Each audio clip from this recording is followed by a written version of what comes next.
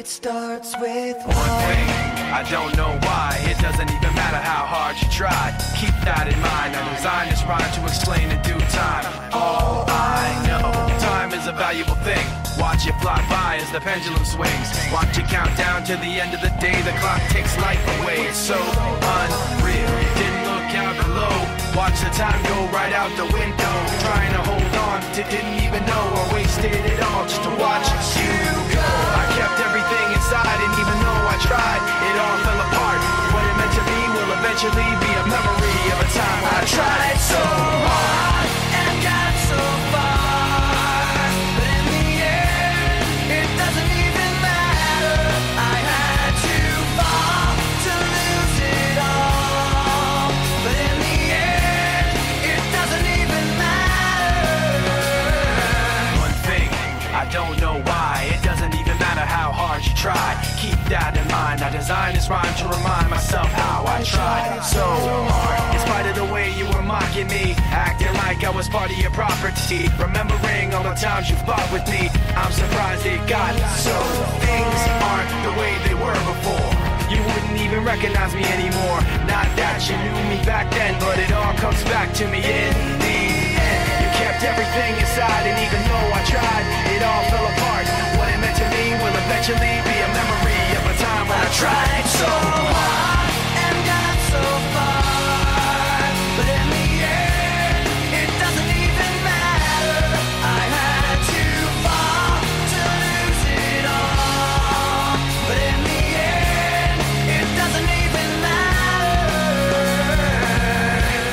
I've put my trust in you, pushed as far as I can go.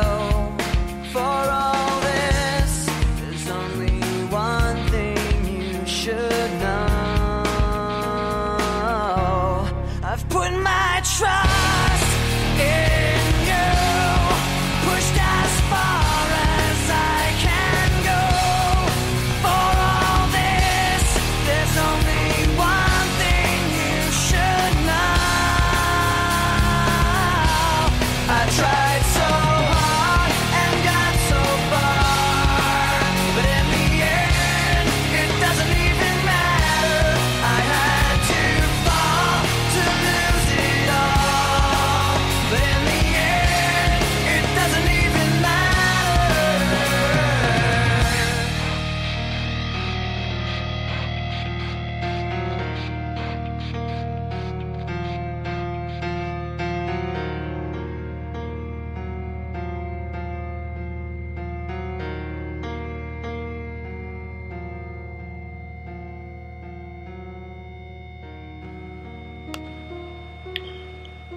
In the end,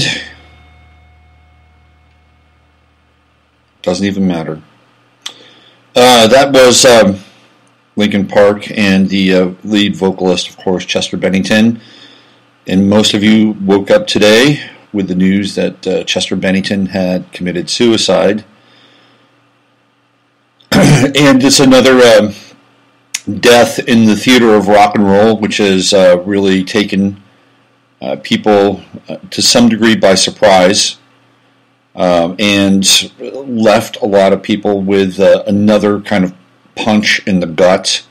You know, a few months ago, I was joking about this to some degree. Well, I wasn't really joking about it, but it was like, you know, I was making light of some very dark matter around lead singers of grunge bands that have taken their own lives. Although I don't think Kurt Cobain committed suicide. I firmly believe that Kurt Cobain was murdered.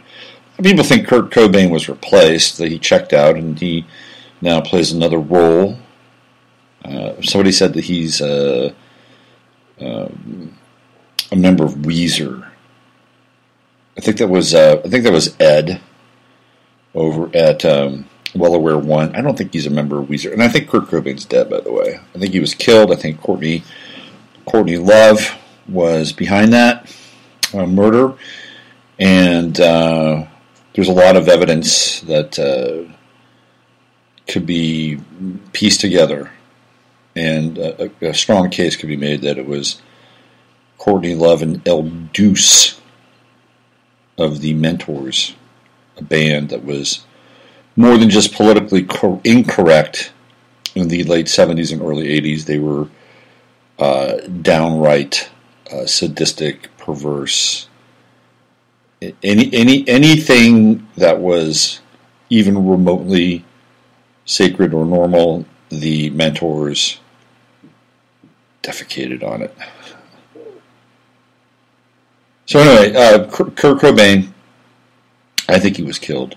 There's a case that could be made that Chris-Cornell was killed. We'll look at some of that on today's show as we plunge into some very deep, heady material. And I want to try to bring together two areas that are seemingly connected here. And it's all leading up to the Great American Eclipse on the 21st of August. And we're going to connect that to the black hole sun, which is what, of course, Soundgarden sang about.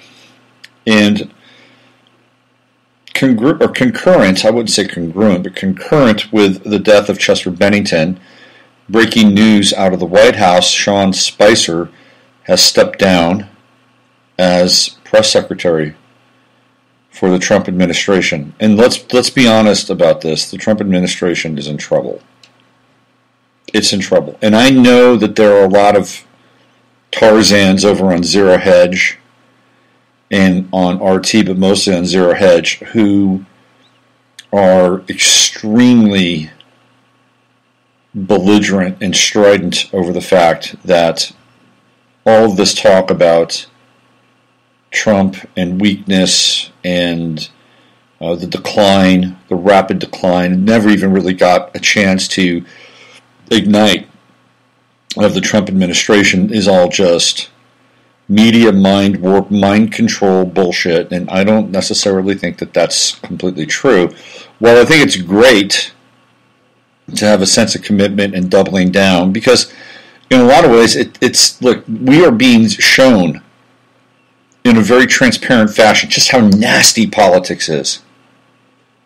Just how nasty it is. And there's no way that most of us can even wrap our heads around the depth and the depravity of the machine, the Babylon matrix that's running the program. It takes no prisoners. Absolutely no prisoners, no quarters. It is as sociopathic and dark as it can get. I was watching a documentary last night. It was one of these documentaries that I'm like, I'm going to get into this. You always want to learn more about certain periods in history. At least that's how I am. And I'm fascinated by the founding fathers of this country and who they were and, what their sort of modus operandi was, which wasn't as pure, and most people know this, it wasn't as pure as, hey, look, we're going to divorce ourselves from the crown and we're going to create a place where we can all be free and have a government that has checks and balances and, puts it wouldn't put a stop to tyranny, because it certainly hasn't, but a drag on it. It's like a drag line, If the United States was a car, it would have a parachute behind it, and all the other countries in the world would be without a parachute behind it. So we're moving along, but we can't move along towards oblivion as quickly as some of the other countries because we've got this parachute. It's a ragged parachute, but it's a parachute, and it keeps things from accelerating too quickly. But here we are, we're 200 years deep into the empire, and it really feels like that it's vibrating and falling apart, and we're in the deconstruction phase, which I've been talking about now. But I was watching this video about the founding fathers. So I was, was curious. It's like, where are they coming from? And of course, the connections between Freemasonry and Rosicrucianism, both of which played very particular roles in the formation of the country. We know this, right? So I wanted to drill down. I wanted to go deeper.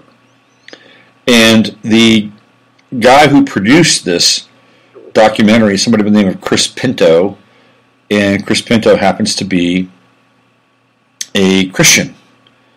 And so I'm getting, and a lot of times the Christians do fantastic research. Fantastic research. You get into some of these Christian researchers, and man, they can uncover some things. But those things that they uncover are always of the devil. They're always of Lucifer. They're always of Satan. Anything that does not fall within the the front and the back cover of the Bible is not worth discussing. If it's not in the Bible, it's not worth discussing. If you're misinterpreting the Bible, it's not worth discussing. This is one of the beefs I have with Christianity. And I'm not saying that that we have to let everything in to that discussion. I mean, clearly, it is a closed system. It's a closed system. And if you get into debate around certain things, then all of a sudden you're in this kind of divisive flux. And in that divisive flux, the first thing that gets sacrificed is faith, because you're questioning something. Faith is a state that is unquestionable. You're a believer or not. So he was bringing up some really interesting pieces, but I eventually had to kind of turn it off, because maybe it's just my predisposition. But it was an interesting look into how the country was started, and who the forces were behind the creation of this thing. And I think we find ourselves now in the midst of kind of a major ritual that began on July 4th, 1776. That was the inception of the ritual. And here we are coming up on August 21st, 2017, with the Great American Eclipse, where we're going to see a full eclipse, and it's going to go across the majority of this country. We haven't seen this in a very long time. And over the course of the next hour or so, we'll be touching in with this and talking about it and how it relates to what's happening from the meta-occult ritual space with the death of Chester-Bennington, the death of Chris-Cornell, and also what's happening in the White House. I think these things are linked. Again, Sean Spicer has stepped down as press secretary. I'm not sure if Trump has replaced Comey, so I don't think we have an FBI director. John McCain is screaming at Trump from his hospital bed, apparently. A brain tumor and radiation and chemo and operation aren't enough to silence John McCain about the State of the Union. I'm sick of John McCain. I've been sick of John McCain for years. John McCain was involved in the savings and loan scandal, which originated in Arizona, his home state. And John McCain should have done time for that, and he should never have been allowed to run for public office again. People don't get it. And it's probably too late. Anyway, one of the reasons why I talked about the Founding Father piece and the this documentary was that Chris Pinto, and this is the Christian line, that we as individuals are not supposed to be involved in politics. That we are not supposed to be involved in any machinations or workings of the world. This is in direct conflict and opposition with a religious/spiritual prime directive where you have faith in something that has nothing to do with this world. And that through this faith that you will be strengthened in spirit, strengthened in mind, strengthened in emotions to face the trials and tribulations of this world. And if this world should take you down, as in the form of your own personal crucifixion, that's okay. That's okay, because that's what's meant to happen. It's a test of your faith. And then there's the transcendent moment where it doesn't matter. There's another take on Chester-Bennington and Linkin Park's classic. I love that tune, and the video's pretty wild. I mean, back in the day, it was kind of groundbreaking. Now, even with the advances in CGI technology, it still looks a little rudimentary, but it's still a great song. Anyway, so that is the Christian POV. And this guy was talking about somebody by the name of David Barton. Apparently, he's a pastor and minister who is bringing in the founding fathers into his church and talking about the connection between the founding fathers and God and Christianity, and he was basically making a statement with this movie that you don't put cream in the coffee. If you're going to drink your spiritual coffee, drink it straight, drink it black. Don't dilute it. It's a very interesting message that basically says we unplug from this world. We have nothing to do with this world because this world has fallen. Now, what's interesting is that the fallen piece is actually a Gnostic premise. The Christian premise of this world is that God is the supreme ruler of this world and made all things perfect and good. Everything is perfect and good, and the only thing that stands between our relationship with perfection is deception. And that deception comes in the form of Satan, Lucifer, ego. Right? Everything else is fine. You steer clear of that stuff, and you're literally back in the Garden of Eden through the connection between you and the sun. Right? That's it. And I'm not talking S-U-N. The Gnostic version is that this world is fallen. It's a fallen world. And it is through the emancipation of God in each of us and through our lives that we redeem the world.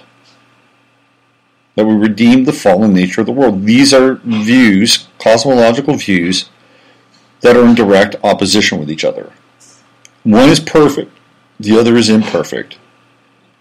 One, we simply become a witness to perfection and allow faith to flow through us to return to this preternatural state of innocence, and the other is that we are active participants in the redemption of a fallen world. And look, there's a lot of different other versions of reality that we can check into. There's the holographic model, and there's the sin model. So it's more than just the Gnostic versus the Christian model. But just in case you were wondering at home, what I think are the two prevalent models of reality are there they are, the Gnostic and the Christian. And to be honest with you, I think I'm probably more in the Gnostic version of it. And call me a heretic. I've been called worse. So this is why I do the shows. This is why I talk about these things. Because I feel like that we have the power through this connection with God and the Holy Spirit. We have the power to redeem these fallen acts, redeem this fallen, a geography of the Spirit. And I suppose that's why I do this. Or else I wouldn't just do it. I'd just be a Christian. And I just follow the Christian thing and have a bunch of Christian followers, and maybe I'd be really peaceful, right? Maybe that's really the path of least resistance. Anyway, I'm diverging just a little bit. But because I think that this world does need a level of active participation. You know what I'm saying? I mean, because, and I've talked about this before. If part of the problem is we've let these people and we've let these devils get away with what they're getting away with because for any number of reasons. Mostly now it's because of high-level corruption. And nobody ever does any time. Trump might do some time. Trump might actually... This big eclipse is... The energies mounting around this eclipse coming are significant now. They're pretty significant. We'll get into some of that, especially as it relates to the Cornell-Bennington piece. There are a lot of very interesting synchronicities around the death of these two guys. Anyway, So, we had the death of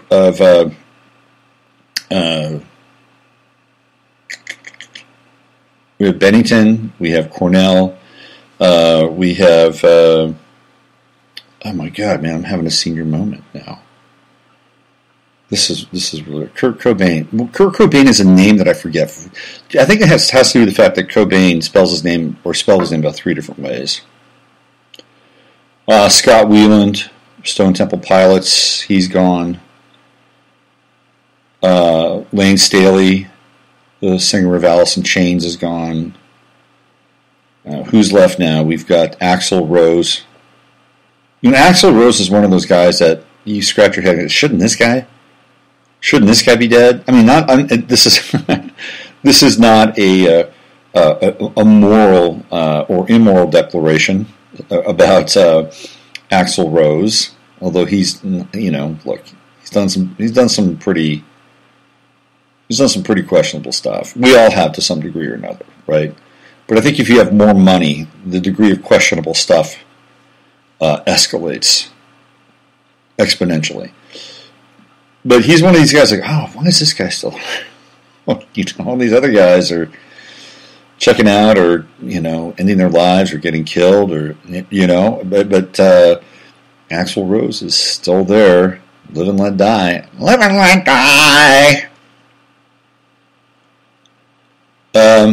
Axl Rose is born like 1 or 2 days off the birth date that is signified as the Antichrist birthday, which is February 16th, 1962, where there's 6 planets in Aquarius.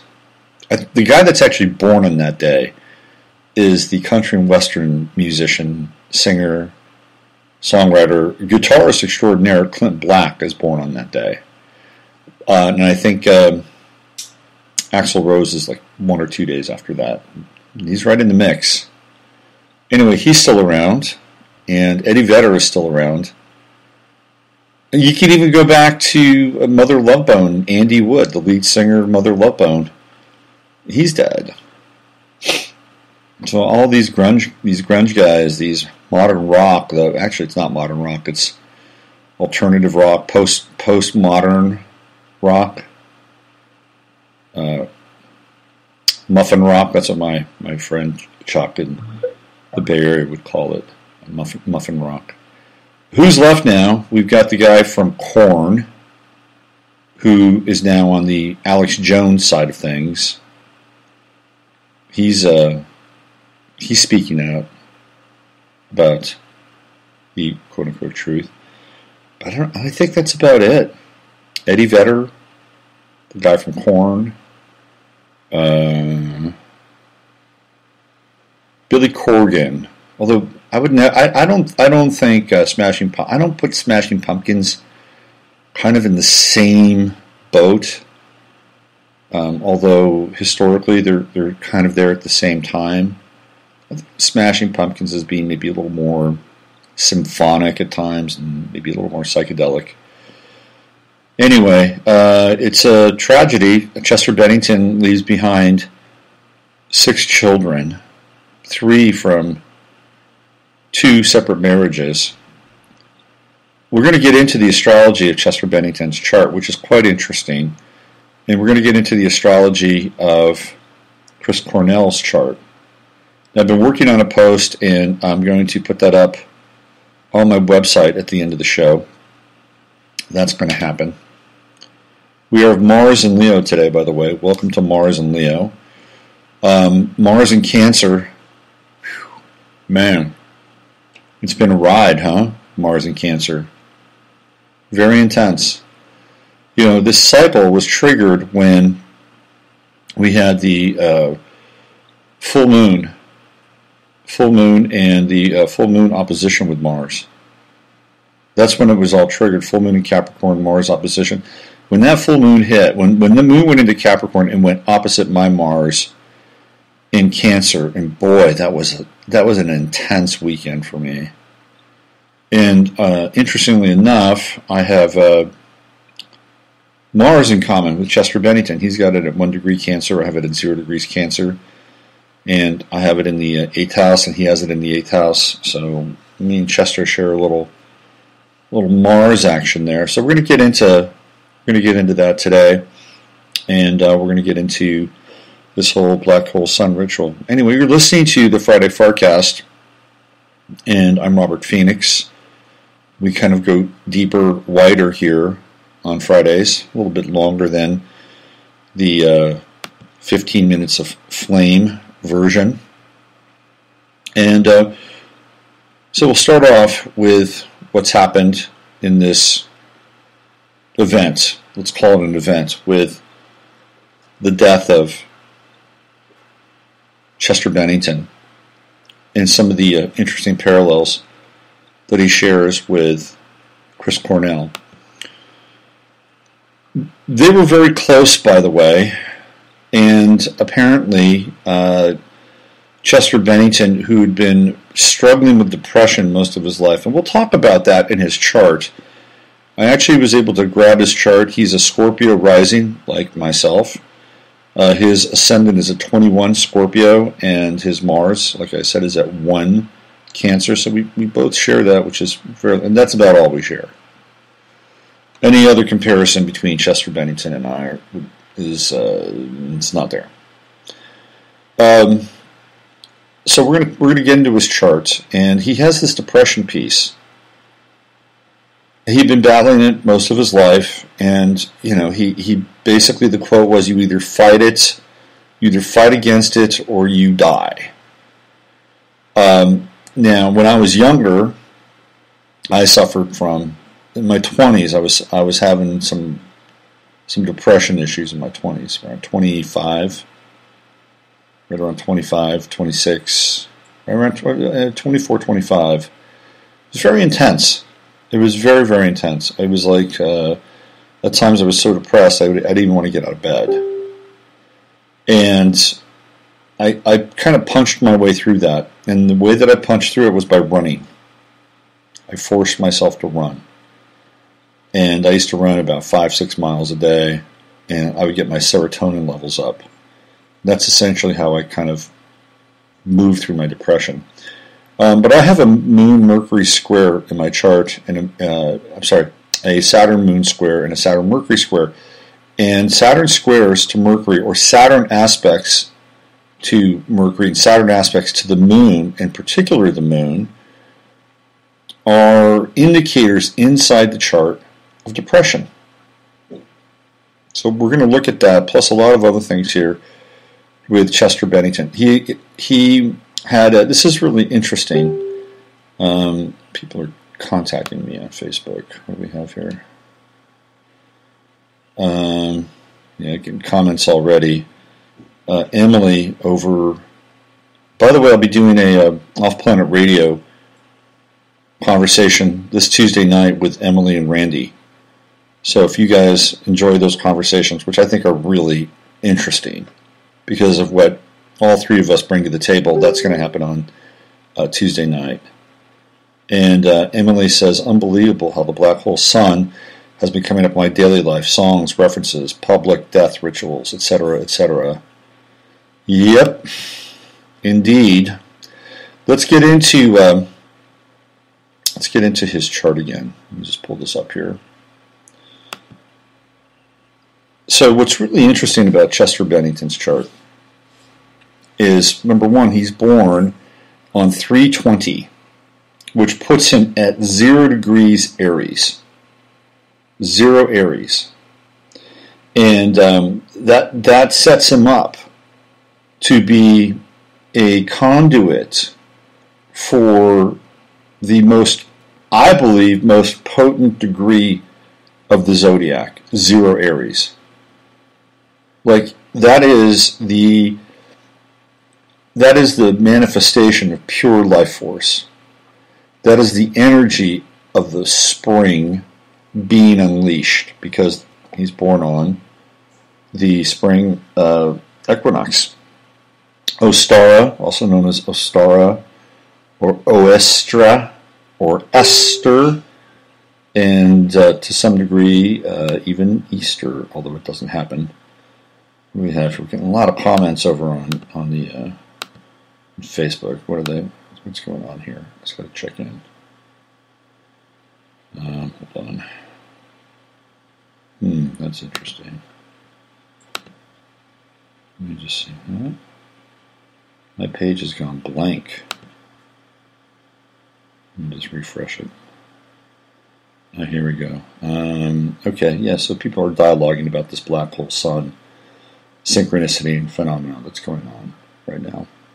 Alexandra chimed in there. I gotta turn Facebook off. It's distracting the hell out of me. Anyway, getting back to his chart. So he was born on this is Chester-Bennington now, the most potent day of the astrological year, in my estimation. 320, 0 Aries.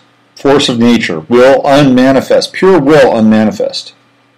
Right? That's what it is. Every year at 320, we reenact the dawn of creation through the power of spring. So Chester-Bennington was a conduit. He was a significant conduit of energy, just based on his chart alone. Now, part of the depression piece, and I'm going to get into this, part of the depression piece has to do with his midheaven. And what's interesting about his midheaven is that it's at 29 degrees Leo. And what have we been talking about? We've been talking about Trump's ascendant, which is 26 Leo. We've been talking about the upcoming Great American Eclipse, which is going to be at 28 Leo. And now we have 29 Leo on Chester-Bennington's midheaven. Now, just from a diagnostic relationship between Bennington and his chart, that 29th degree of Leo on the midheaven made him perform. It made him perform, but he did not like it. It was almost as if he was being forced to perform from some other point in time, some other grand performance in his life, some previous incarnation that he did not complete. And in this lifetime, he was here to complete that unfinished performance. That's the nature of Leo at 29 on the midheaven. But if you look at the rest of his 10th house, it's Virgo. And Virgo is ruled by what? It's by the Hermit in the major arcana. And the Hermit doesn't want to be on stage. Look at where his true node is. It's in the 12th house. This is somebody who was much more comfortable way behind the scenes. But it was almost as if he was cursed with this 29 degree Leo on the midheaven. He had to do it. He had to do it. He also had Uranus in the 12th house. And that is in a kind of a wide opposition to Jupiter. We're not going to really get into that too much. We're going to get into his depression and the trigger of the depression, which is, it's going to blow your mind here, okay? It'll blow your mind. So he has Saturn in Cancer, if you're keeping score at home, at 26 degrees. Remember that number, 26. In the 8th house. So something hidden with the father. Saturn represents the father. Kronos inside the chart and in life. And it's retrograde. When Saturn's retrograde in the 8th house, there's something you cannot let go of. Number one, it's a fixed house relationship, right? And retrograde is always about going back to something, back to something, back to something. Or something happened with Chester-Bennington that, and likely with his father, that has not been forthcoming with. Maybe he shouldn't be. But if we look at that Saturn, what's it doing? It's part of a yod. And the other part of the yod is Chiron in Aries. And where's Uranus? Chiron's at 26 degrees Aries in his chart. Where's Uranus been? Uranus has been right around his Chiron for the last year and a half, destabilizing his vulnerability in a lot of ways. And perhaps even forcing him to deal with hidden issues around violence and anger. Because depression, in a lot of ways, is what? It's repressed anger. That's what it is. It's a big, thick bog that's been created to suppress a significant amount of anger. You get past it. If you can blow through the depression, you'll get to the anger. Once you get to the anger, you can get to the rage. Once you get to the rage, you get to what? Grief.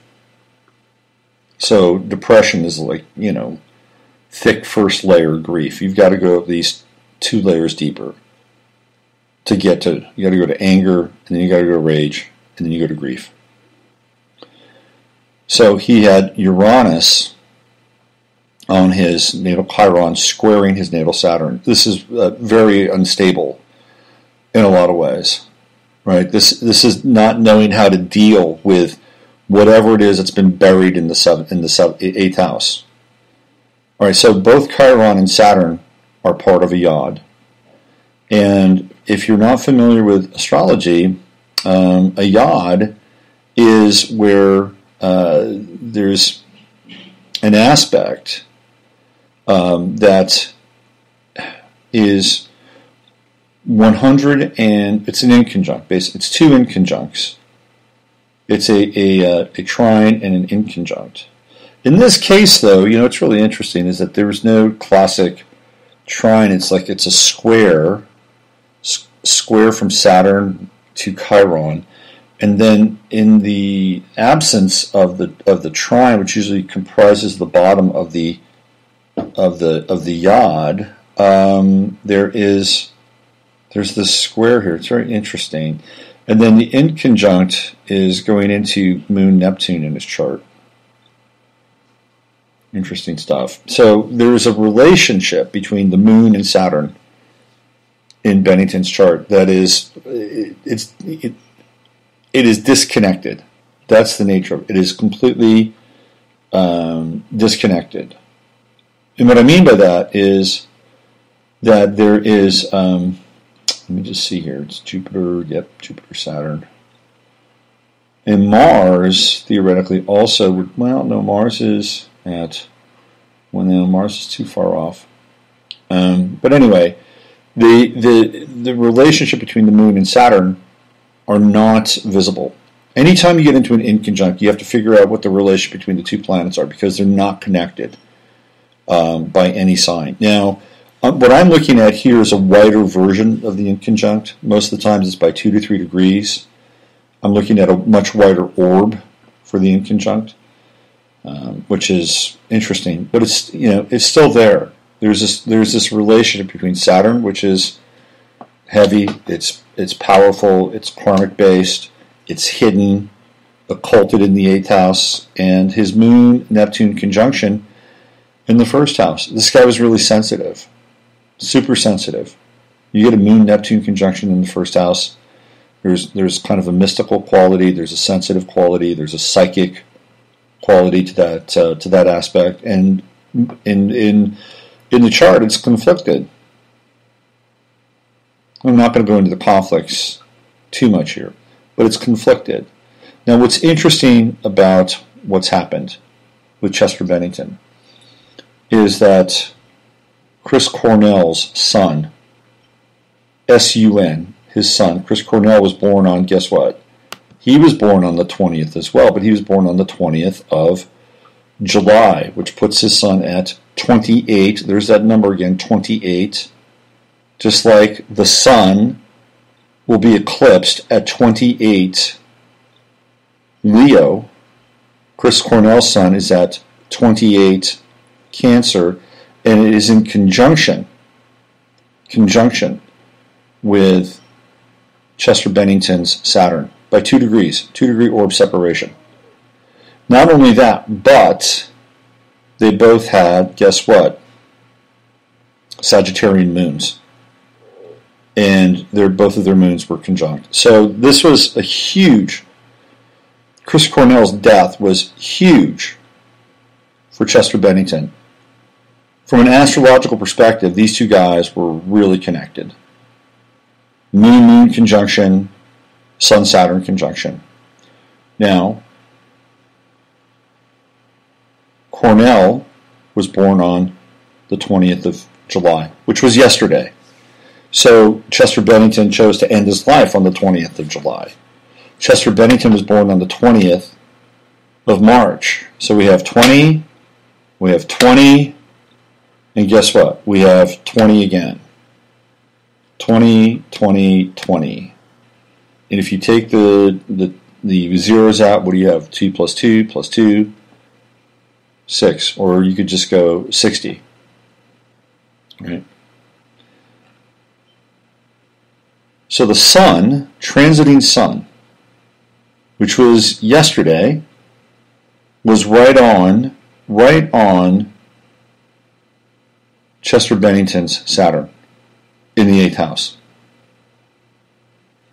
So one of the things that you look at, or what we look at with sort of this parallel event, with these two singers, two bands, kind of closely related, and not just closely related in terms of genre, but these guys knew each other and they were tight.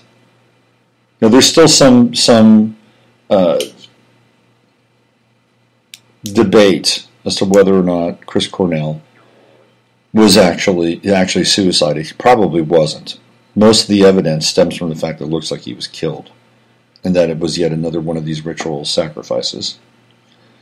But more than likely, Bennington, with a huge history of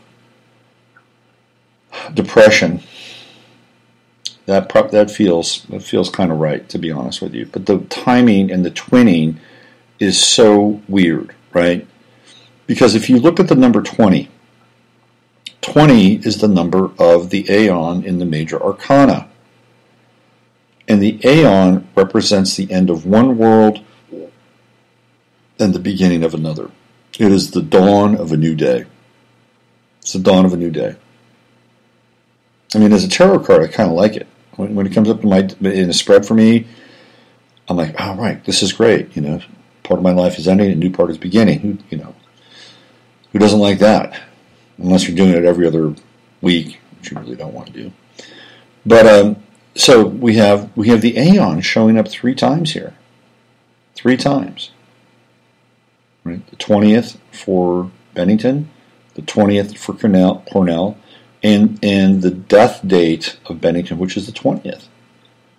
So this reinforces this image of the old world dying and the new world emerging, the dawn of the new day. Now, when is the eclipse taking place? It's taking place on the 21st of August, which is the day after, obviously, the 20th. And the 21st, the symbol for the 21st is the world. It's the universe. It is that thing which is born out of the Aeon. It is the new world, or it is the emanation of the world. So this is going to be a very interesting time. So here's my theory. We'll cut to the chase on this. My theory is that all of these events that are taking place now, and even with like Chris-Cornell, you get the whole Christ, like Christopher is Christ over, the Christ imagery, correct? The sacrificial Christ, the Christ that sacrificed for the black hole sun, right? And we have this event coming up, and it's right on Trump's ascendant. And it's connected, I think, to his children, quite possibly Donald Jr. Something big is coming. Now, of course, we've got another big day on the 23rd of September, and that is the equinox. In some ways, that would complete this cycle in some ways. Now, Chris-Cornell, let's see, when did he die? Let's see, Chris-Cornell... let's see, hold on. Give me 1 second here. Because I want to get into this. Chris-Cornell. Okay. Just want to get full date here. So Cornell died on May 18th.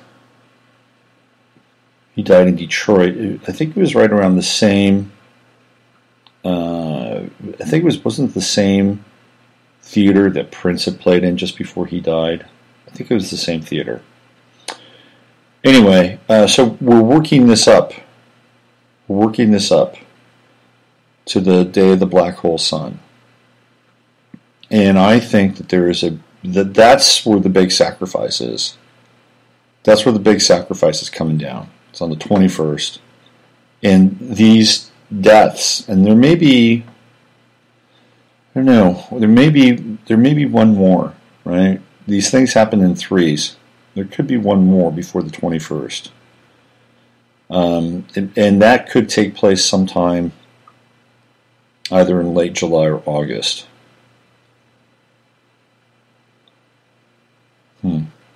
Interesting. So anyway, I'm just kind of rattling through some possibilities in my head. But there is this accrual of very dark energy, and it's being fed into this August 21st date. And I think it's connected to Trump. If you look around and see what's happening, it is not good. You know, when Trump starts to badmouth the Attorney General, and Tucker Carlson basically tells Trump to back off with Jeff Sessions. And look, Jeff Sessions is no angel, okay? He's no angel. Paul, who's a frequent listener of the show, sent me some information about Sessions' asset forfeiture program, which is connected to the war on drugs, which we've known about for a long time anyway. Where you get in there and, it's some of it's really even minor. Like, if you're driving around someplace like, say, I don't know, bumfuck Alabama, and you get pulled over and you've got $10,000 in your pocket, they can take that. They can take that money. They might even be able to take your car, since none of us really own our cars anyway. We're all just leasing our cars from the state, if you didn't know that. And that's one kind of minor example of asset forfeiture. The bigger examples are if you are connected to somebody, and let's say you're not even involved in any kind of drug trafficking, but you might be a friend of a drug trafficker. You know, there's potential there for you to lose your house, to lose your car, whatever it is. So Sessions has been big on asset forfeiture. And the government and the war on drugs have been all in for quite a while. But this is one of the things that Sessions has been really adamant about. Anyway, that leads into people being incarcerated for drugs and on and on. The drug thing is a bad deal. But anyway, Trump he's bad-mouthing his attorney general. And who does he have left now? Who's left in his corner? Spicer's gone. One of his lead counsel people have left. Hasn't been able to fill the FBI gig. Congress has turned away from him. Senate. This is absolutely brutal to watch. And will the coup de grace take place? The coup de grace, will it take place on the 21st of August? That's really the big question here. And everything that's kind of leading up to this ritual acceleration, the reflection of the black mirrors, right? Because we also get into that whole twin symbolism with Cornell and Chester-Bennington in the 20s, and his taking his life on Chris-Cornell's birthday. I mean, there's all this, very thick twin symbolism. And the twin symbolism takes us into deeper separation. Correct? Yes. So, this is what's happening right now. These are very intense times. And I'm not gonna lie to you. These are intense times. And we go through this, on a daily basis. Now, if I was a Christian, I'd say, "Hey, knock here in the rope," And I'm not slamming Christians. I actually like Christianity. I like Christianity because the rest of the world is beating up on it, and I've always liked the underdog. I've always pulled for the underdog, so I'm pulling for Christianity. Don't get me wrong. I am not an atheist, trust me. I know what it's like to live without light in one's life, and you don't want to be there. You just don't want to be there. So you want to promote it. You want to hang on to it. You want to say thank you every day for the light that you have inside of you. And that includes your physical light, not just your spiritual light. It's a very important piece that we underestimate. Trust me on this. So, the only beef I have, and I've been meaning to write about this, besides the beef that, I think Christians let people off too easily. The only beef I have is that it's not even a beef, really. It's like somewhere along the way, Christianity became divorced from mysticism. Somewhere along the way, Christianity de-evolved into this reductive, kind of rationalistic relationship to faith. And somewhere along the way, the magic, the profundity. Now, I know that there are probably Christians out there that will deny this, and they'll say, you're wrong. You're totally wrong. I live in that place every single day. That's fine. That's great. That's fantastic. Where is the art and where is the literature that communicates that? Where is it? I haven't followed Christian rock maybe ever, but I remember there was a time when most of those Christian rock bands were really bad. Now, Mute Math is a Christian rock band that I really like. Do you want to talk about sort of this mystical and transcendent quality in music from a Christian rock band? Listen to those guys. They get it. That's why I like them. But somewhere along the way, the mysticism of Christianity got removed. It's like, why do we believe? We believe because this is an amazing thing. We believe because I'm connected to every single atom of this universe. That I can, project my consciousness into that tree that I'm staring into. And my blood commingles with the chlorophyll in the leaves, and I can reach down into the roots, and I can feel the slow pull of the moisture out of the loamy ground. And at the top of my crown, I can feel a little bird pecking at the upper reaches of my experience. And it's painful, but I enjoy it because I'm giving life to something else. See, that's the transcendent nature. I don't know. I mean, it's not something that I think gets not even played up. It's not expressed through the medium of the faith. And I'm not dissing Christianity, trust me. I'm talking about how Christianity became divorced from mysticism. Because somewhere along the way, mysticism was experiential, right? And if you had something that was experiential and you couldn't explain it between the two covers of that book, then it was blasphemy. An absolute blasphemy. And you were trafficking in some other area that you had no right being in. That's what happened to Christianity. I'll tell you who really got this was Ingmar Bergman. If you watch Fanny and Alexander, okay, I'm kind of a cinephile and I love movies, and Bergman is difficult to watch, and I've seen a few Bergman films, but all you really have to see with Bergman is The Seventh Seal and Fanny and Alexander. That's it. Everything else in between is a psychological exploration of his own life, which is fine. This is what artists do, right? But if you look at The Seventh Seal, it's about the loss of faith. Max von Sydow is somebody who was in the Crusades. He's war-weary.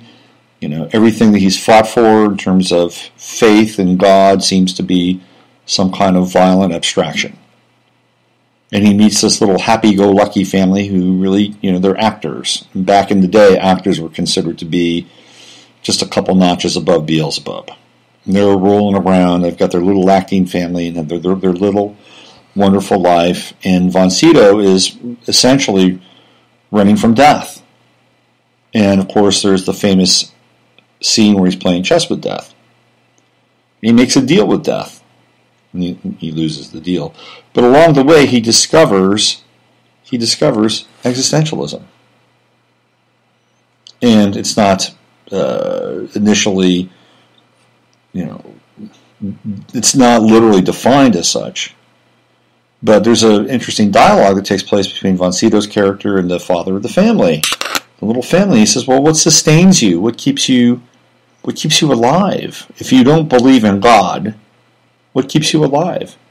And the father says, well, it's the little things in life. It's this piece of fruit, and it's this moment in time that I have with my wife and my son. And it's clearly the existentialist kind of manifesto that what matters is what's here and now. And there's nothing wrong with that. I mean, that's a very Zen. There's a lot of parallels between Zen and existentialism. It's like it's the moment. Right? It's this cat sitting next to me drooling while I, pet his whiskers and try to keep him off my keyboard. That's part of the moment. It's a beautiful moment. Cat drool is wonderful. How's that for a band named Cat Drool? Ladies and gentlemen, live from Austin, Texas, it's Cat Drool. Oh, now he's purring. Can you hear that? Isn't that wonderful? Bless the beasts and the children. Then you go to Fanny and Alexander, which is about Bergman's life.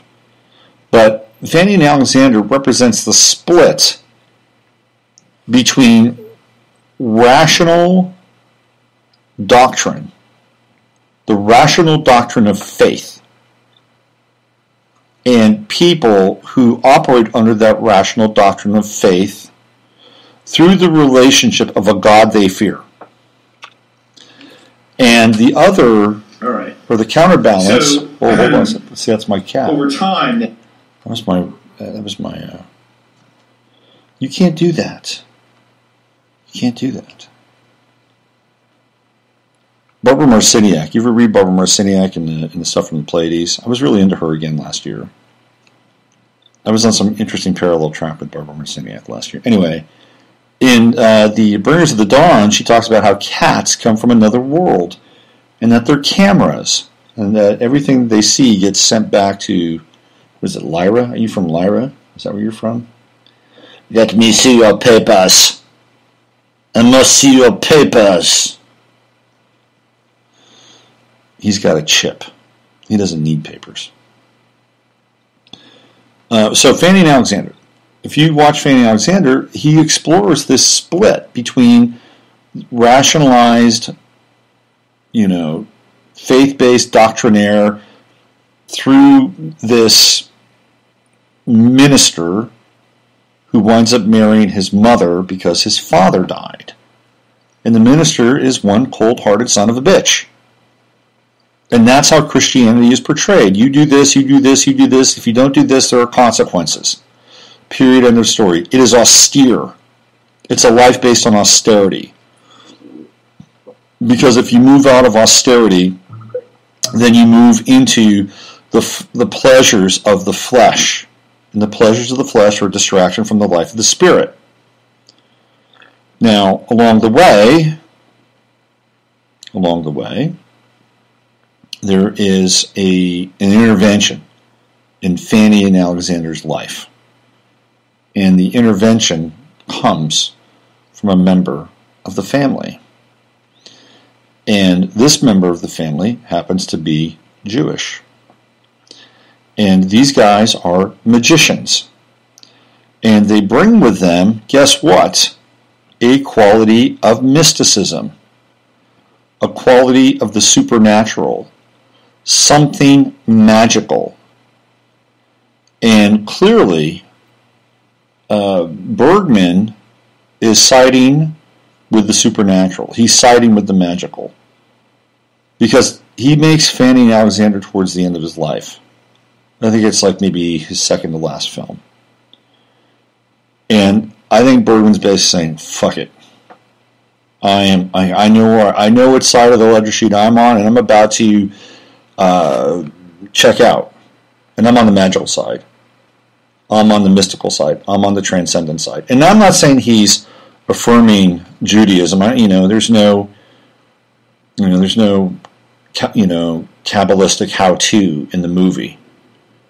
But it's an interesting dynamic. So he starts off with faithlessness at the beginning of his cinematic arc, and at the end he is affirming faith, but he's affirming faith through magic and affirming faith through a mystical relationship with life. And I think that's where Christianity has lost some viewers. Why? Because they're looking for it in other places, right? They're looking for it in other places. They're looking for an imitation of Christ. They're looking for something,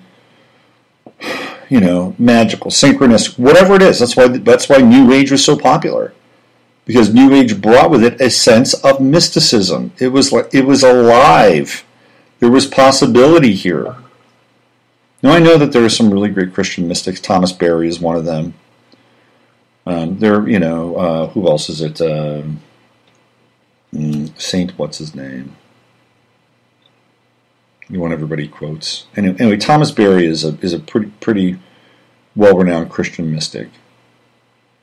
But in an age of short attention spans, sometimes it's really hard to communicate. There's got to be an app for that. The Christian Mystic app. You turn it on, and all of a sudden you get sent into, these paroxysms of visions. You start bleeding from your hands. Look, I'm not a heretic. I'm not. I'm just openly stating that one of the reasons why Christianity has lost a lot of members is because it doesn't have that commensurate magic. Now, I'm not saying that we have to have it. I'm just saying it'd be wonderful if we could have that reinvested in our lives and portrayed in such a way where it's inclusive. You know what I'm saying? Okay. Well, we got the Black Hole Sun coming up on the 21st, and we certainly have enough of the dark mysticism or the dark arts that are swirling around at this point in time. We're in a very pivotal place. And these dialogues around faith, I think, are essential. They're critical. Where is your faith? Where do you check in on it? Who do you have, or what do you have faith in?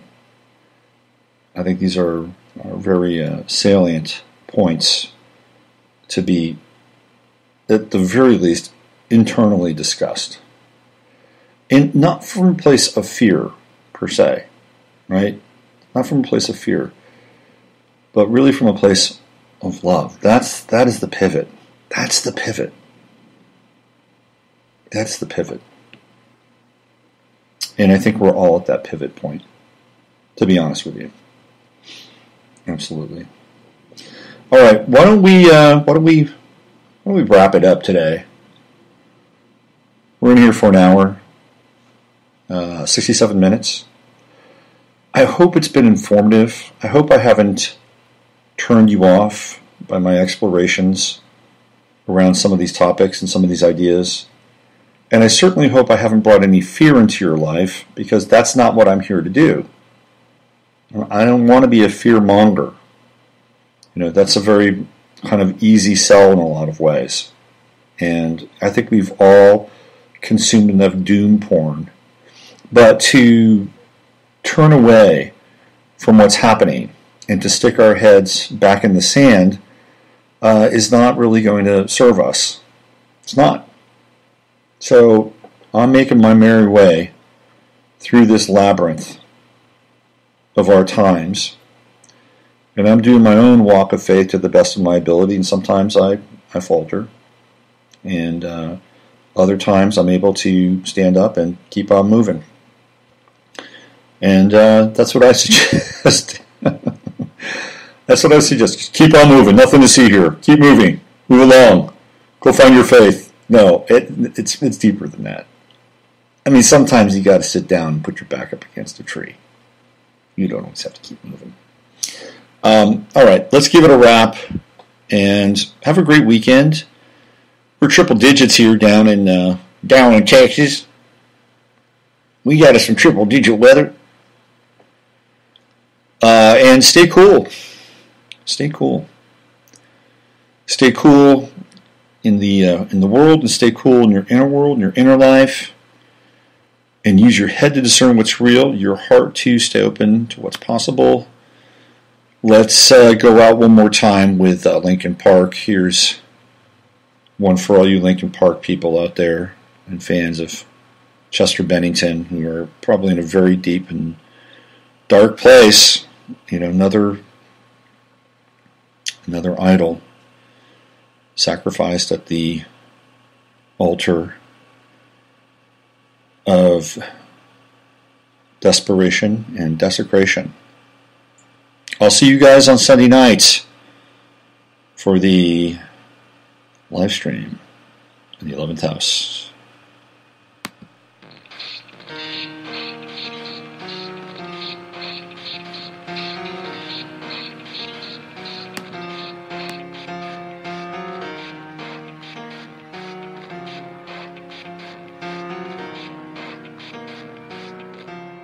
It starts with one thing, I don't know why. It doesn't even matter how hard you try. Keep that in mind, I designed this rhyme to explain in due time. All I know, time is a valuable thing. Watch it fly by as the pendulum swings. Watch it count down to the end of the day. The clock takes life away, it's so unreal. Didn't look out below, watch the time go right out the window. Trying to hold on to didn't even know I wasted it all just to watch you go. I kept everything inside, and even though I tried, it all fell apart.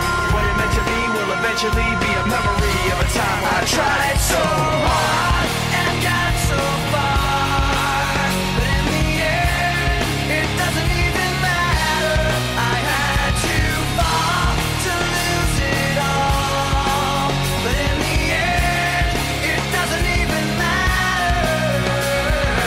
One thing, I don't know why, it doesn't even matter how hard you try. Keep that in mind, I designed this rhyme to remind myself how I tried so hard. In spite of the way you were mocking me, acting like I was part of your property, remembering all the times you fought with me, I'm surprised it got so. Things aren't the way they were before.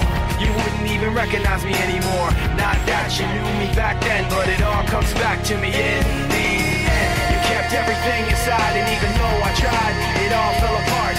What it meant to me will eventually be a memory of a time when I tried so hard and got so far, but in the end, it doesn't even matter. I had to fall to lose it all, but in the end, it doesn't even matter.